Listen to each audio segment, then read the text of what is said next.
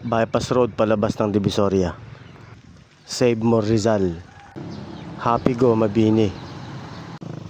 At itong building na to na nakala natin Unisan dati pero minus pala yung pangalan yan.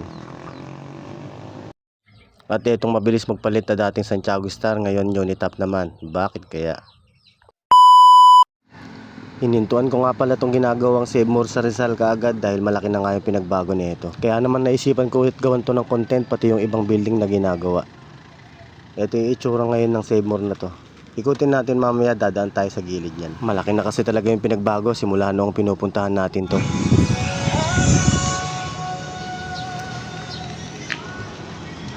Nakapundasyon na.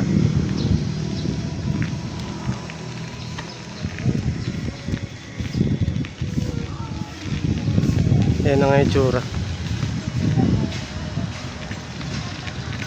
Pagkatapos kong umikot sa Save More na yan, dito na ako dumiretso sa may bypass.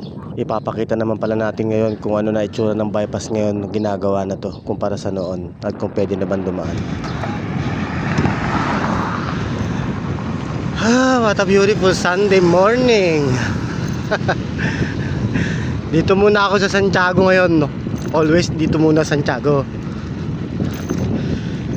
Nasusunod na tayo lumayo-layo ng konti. Yung lalayo tayo mula dito sa Rizal hanggang doon lang sa Balintong-Atok.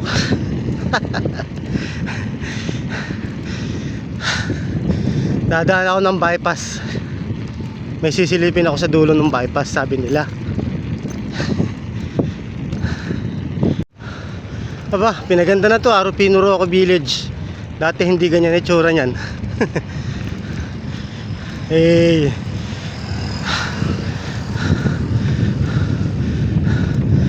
Arupino Roque Village. Pinaganda na, no. Tapos may outpost dito, Barangay Police PNP. Good dyan, para mabantayan dyan. Oh, ganda na, oh. Sana, oh.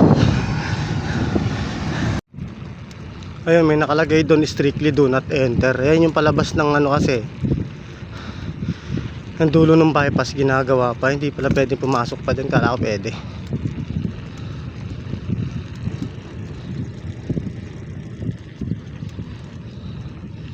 Ayun. Diyan sana ako dadaan. Diretso sana ako dyan. Hindi pa naman pala pwede.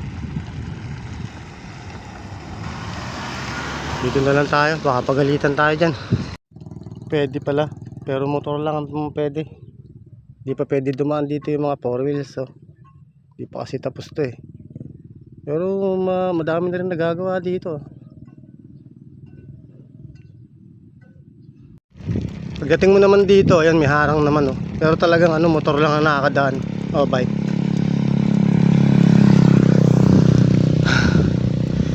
Ay, napakaganda ng panahon. Ito. Yan.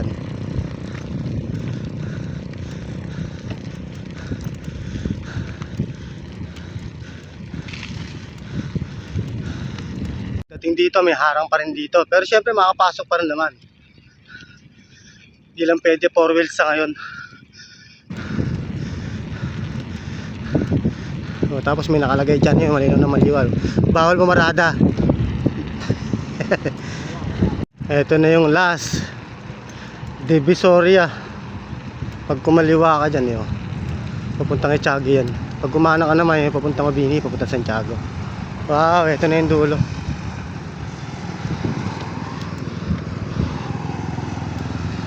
Pag kumana na Manila Road, Tuguegarao City naman, sa kaliwa ka. Ito, road advisory sa Ipil Bridge. Limit load vehicle 107 tons are not allowed to enter the Ipil Bridge. Yan, basahin nyo na lang. Oh.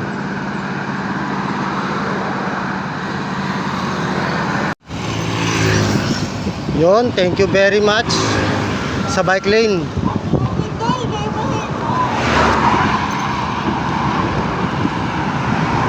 Ano, may bike lane na. Yung mga bikers dyan na humihiling ng bike lane, dati hiling kayo ng hiling ng bike lane, ngayon naman nagkaroon ng bike lane, wala na kayo. Saka kayo nagsitigil. Pop Monkeys Vape Shop located at Divisoria Republic beside Lotto Outlet Season. Yan. Puntahan nyo na lang dito, baka meron kayong gustong vape dito.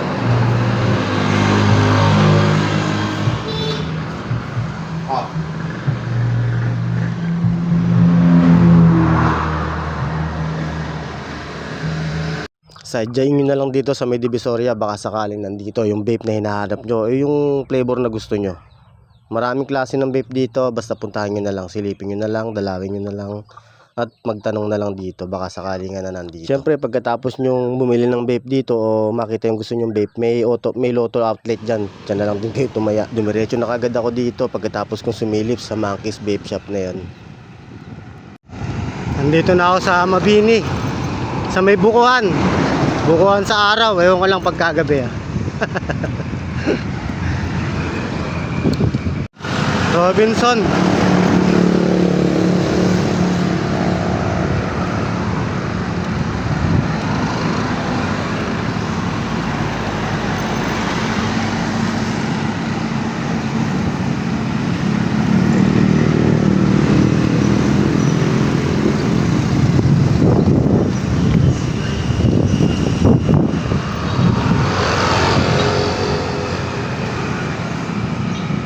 At ito na nga yung ginagawang happy ko ngayon, napakalaki na ng pinagbago.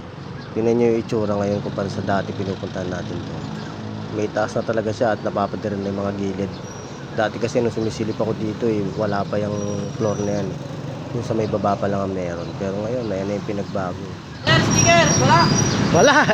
At nagulat nga ako dito, may biglang humintong tricycle sa harap ko at sinasabi, "Sir, pahinging sticker." Pero wala pa kasi, hindi pa talaga nakakapagpagawa. Naghahanap pa ako nung sigurado magpagpapagawa ng sticker na magandang klase. Yung hindi madaling masira yung sticker para maganda-ganda naman, di ba? At eto naman yung isang building na to. Yung inakala natin Unison dati pero minus pala. Ito Santiago Star dati. Pero ngayon Unitap na siya. Anyari.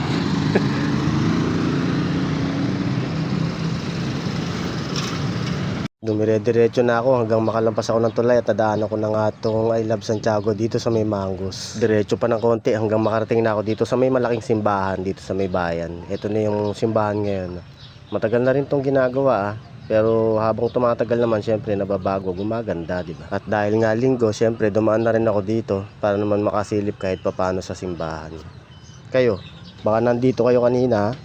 Lumiko na ako dito sa daanan papuntang palengke ng Santiago City. Ito yung palengke ngayon dito sa amin Unti-unti na rin inaayos yan.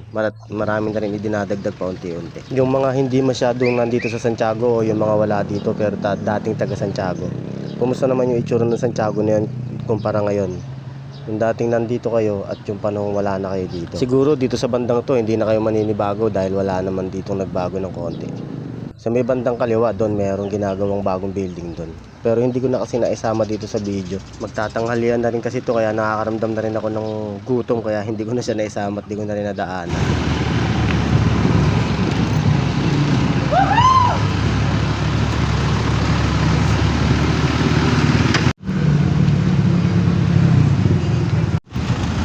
Nagugutom na ako.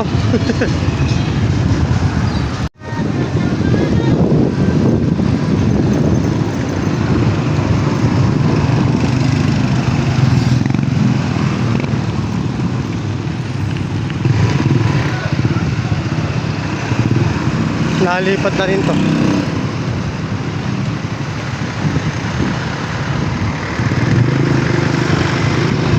Nasa Victory yun dati, yung Taste of India. Sarap din kumain dyan.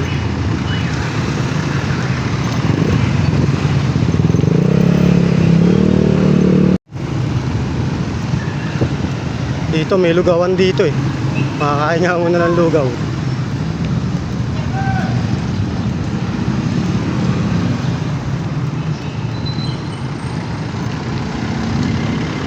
Lugaw, yun dun banda.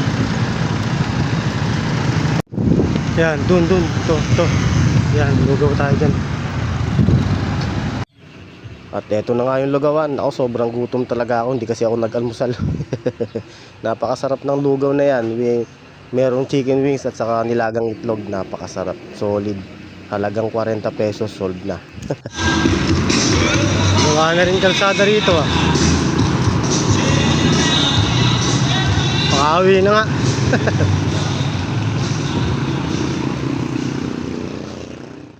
Bago matapos yung video, baka naman, papindot naman yung follow.